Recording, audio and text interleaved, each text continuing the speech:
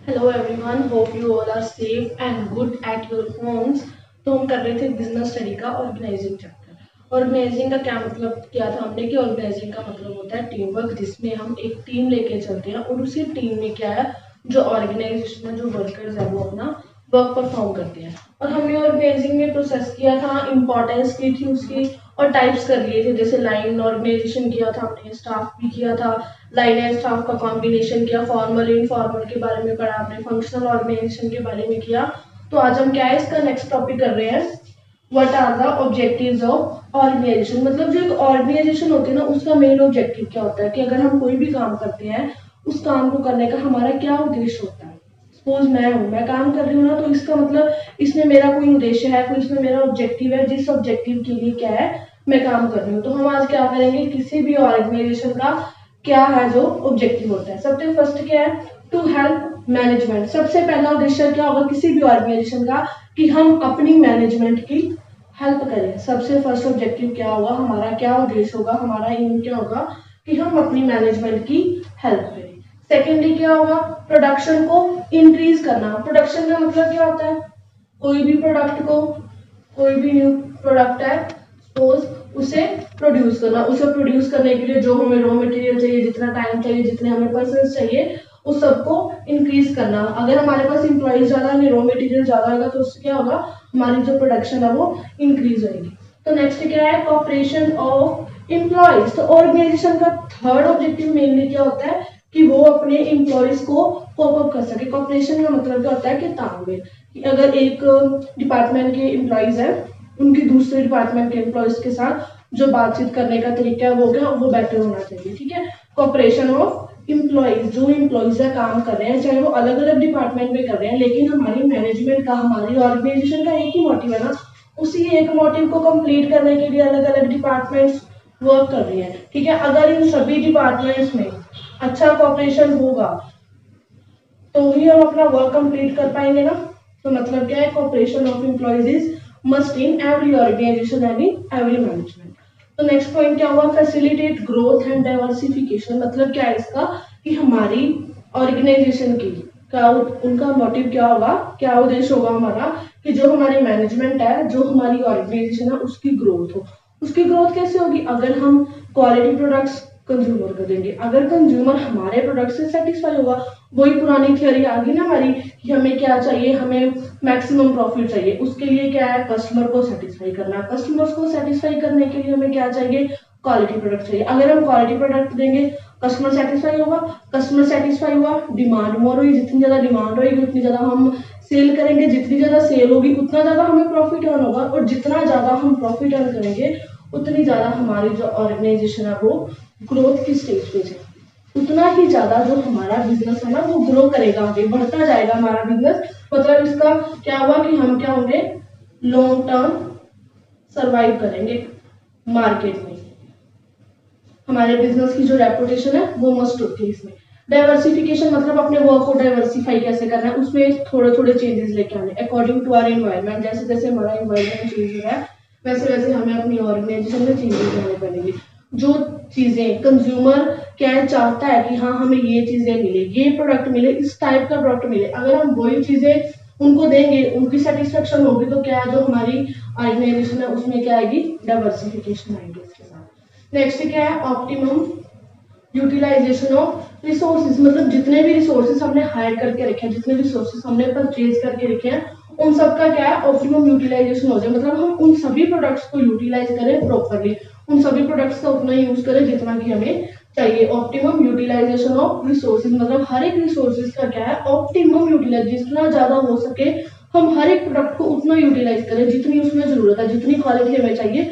अगर हम उतनी ही क्वालिटी उस प्रोडक्ट में देंगे तो इसका मतलब क्या है कि ऑप्टिमम यूटिलाइजेशन ऑफ रिसोर्सेज, मतलब जो भी रिसोर्सेज है वो सारे रिसोर्सेज फुली यूटिलाइज हो रहे हैं इसमें। ठीक है, तो कौन कौन से पॉइंट के, सबसे पहले क्या है, मैनेजमेंट की हेल्प करना हो, क्या होगा, ऑर्गेनाइजेशन का उद्देश्य होगा।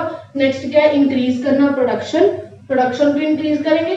एम्प्लॉयज की कॉपरेशन, अलग अलग डिपार्टमेंट है एक ही ऑर्गेनाइजेशन में, उन सबकी जो कॉपरेशन है वो मस्ट होती है।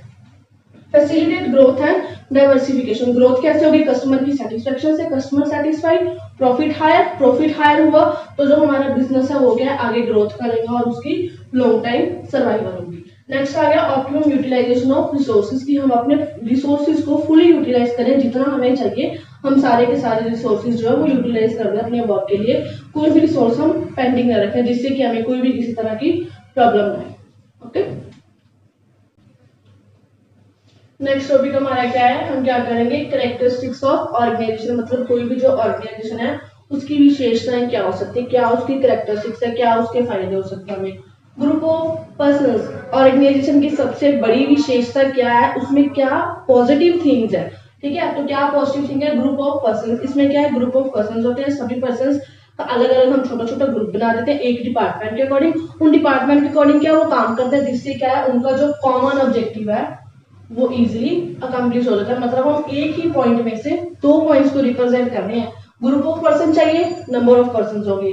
कॉमन ऑब्जेक्टिव का मतलब अलग अलग ग्रुप ऑफ पर्सन है, अलग अलग डिपार्टमेंट, लेकिन उन सब डिपार्टमेंट का ऑब्जेक्टिव क्या है, कॉमन ऑब्जेक्टिव, सभी पर्सन एक ही ऑब्जेक्टिव के लिए काम कर रहे हैं। नेक्स्ट क्या आ गया, डिवीजन ऑफ वर्क, हम क्या करते हैं वर्क को डिवाइड करेंगे according to their skills and according to their qualification, जिस पर्सन के पास जो पर्सन जिस चीज में स्पेशलाइज्ड है उसी वर्क को हम क्या है उस पर्सन को प्रेफर करते हैं। डिवीजन ऑफ वर्क मतलब क्या है, हर एक वर्क डिवाइड हो जाता है, एक ही पर्सन पे किसी भी काम को करने का जो बर्डन है वो नहीं रहता, ठीक है। एक काम को करने के लिए हमें 5 पर्सन की जरूरत है, तो हम हर एक काम के लिए एक एक पर्सन हायर करेंगे ताकि एक ही पर्सन पे किसी भी काम को करने का बर्डन हो। ये इसकी सबसे बड़ी विशेषता होती है, सबसे बड़ी कैरेक्टरिस्टिक्स होती है कि हम इसमें वर्क को इजिली डिवाइड कर सकते हैं। नेक्स्ट आ गया बेटर कोऑर्डिनेशन, तो कोऑर्डिनेशन अच्छा कोऑर्डिनेशन होना चाहिए ना सब में, कोऑर्डिनेशन का मतलब क्या मिलजुल के रहना चाहिए सभी। अब देखो अलग अलग डिपार्टमेंट बना रहे, जब हमने वर्क ही डिवाइड कर दिया तो उसमें किसी भी तरह की कोई लड़ाई झगड़ा नहीं रहेगा ना, उनके बीच में कोई भी एम्प्लॉयज है उनके बीच में कोई भी डिस्प्यूट नहीं रहेगा, क्यों नहीं रहेगा, क्योंकि बेटर कोऑर्डिनेशन होगी। कोऑर्डिनेशन कैसे होगी, जब हर एक डिपार्टमेंट को हर एक पर्सन को अपना अपना वर्क मिल गया तो वो एक दूसरे के वर्क में इंटरफेरेंस नहीं करेंगे, अगर उनमें इंटरफेरेंस नहीं होगी तो ऑब्वियसली जो उनके डिस्प्यूट है वो भी नहीं होंगे और जो हमारी कोऑर्डिनेशन है वो बेटरली बनी रहेगी हर एक डिपार्टमेंट में, हर एक ऑर्गेनाइजेशन में। नेक्स्ट आ गया अथॉरिटी रिस्पॉन्सिबिलिटी रिलेशनशिप, तो देखो जहाँ पे हमें अथॉरिटी की बात करें ना वहाँ पे रिस्पॉन्सिबिलिटी खुद आ जाती है। देखो अथॉरिटी का मतलब क्या बताया था मैंने कि हमारे पास पावर होती है किसी भी काम को करने की, अगर हमारे पास किसी काम को करने की पावर है तो उसके साथ साथ उस काम को करने के लिए हमारी रिस्पॉन्सिबिलिटी बन जाती है। रिस्पॉन्सिबिलिटी का मतलब क्या होता है कि किसी भी काम को परफॉर्म करने की जिम्मेवारी।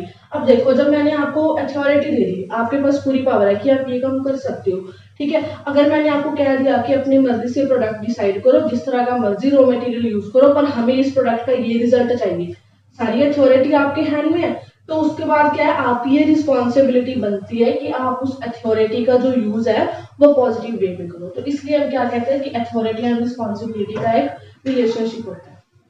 नेक्स्ट क्या आ गया कम्युनिकेशन, कम्युनिकेशन का मतलब क्या होता है कि उनमें आपस में जो बात है वो अच्छी रहेगी, आपस में कम्युनिकेट करेंगे। अब देखो उन सबका ऑब्जेक्टिव तो एक ही है ना, एक ही ऑब्जेक्टिव को करने के लिए डिफरेंट डिफरेंट टास्क परफॉर्म हो रही है ना, तो इसमें क्या है कम्युनिकेशन अच्छी रहेगी। अलग अलग डिपार्टमेंट है, एक ही ऑब्जेक्टिव है, अगर देखो एक डिपार्टमेंट ने अपना वर्क परफॉर्म कर लिया तो वो क्या करेगा सेकेंड डिपार्टमेंट से जाके कम्युनिकेट करेगा, उनसे बात करेगा कि आपका काम कितना रह गया, अगर आपको मेरी हेल्प की जरूरत है तो मैं आपकी हेल्प कर सकता हूँ। तो मतलब कि हमें बेटर कम्युनिकेशन होगी अगर हम ऑर्गेनाइजेशन को अच्छे तरीके से परफॉर्म करेंगे।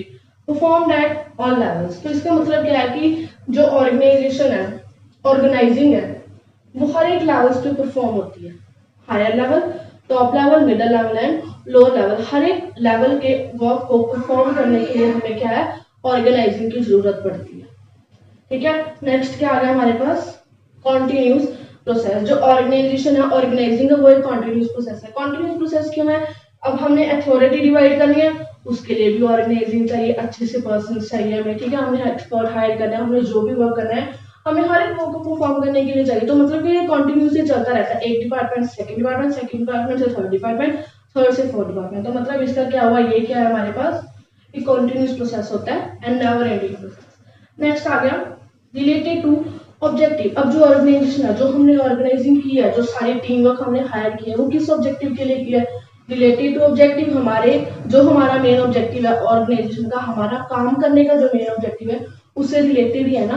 तो मतलब क्या है रिलेटेड टू ऑब्जेक्टिव, जो हमारी ऑर्गेनाइजिंग होगी, जो भी हमारी टीम वर्क होगी, जैसे हम वर्क डिवाइड करेंगे, कोऑर्डिनेशन करेंगे, अथॉरिटी रिस्पॉन्सिबिलिटी डिवाइड करेंगे, तो वो सब किससे रिलेटेड होगा हमारे ऑब्जेक्टिव से। तो ये क्या है इसकी कैरेक्टरिस्टिक्स क्या है, ग्रुप ऑफ पर्सन होंगे, कॉमन ऑब्जेक्टिव के लिए वर्क करेंगे, हम वर्क को अलग अलग पर्सन में डिवाइड कर देंगे, डिवाइड करने के बाद क्या उनमें बेटर कोऑर्डिनेशन रहेगी, जब उनमें कोऑर्डिनेशन अच्छा है तो हम अथॉरिटी देंगे उनको, अथॉरिटी डिवाइड की, उसके अकॉर्डिंग उन्होंने अपनी रिस्पॉन्सिबिलिटी परफॉर्म की, नेक्स्ट क्या एक दूसरे के साथ कम्युनिकेट करेंगे, ऑब्जेक्टिव को अकम्प्लिश करने के परफॉर्म करेंगे, ऑल लेवल्स पे ऑर्गेनाइजेशन को कॉन्टिन्यूसली ये प्रोसेस चलता जाएगा और किसके साथ रिलेट करेगा ये हमारे ऑब्जेक्टिव्स के साथ। तो ये क्या थी इसकी आज की objectives of organisation and characteristics of organisation.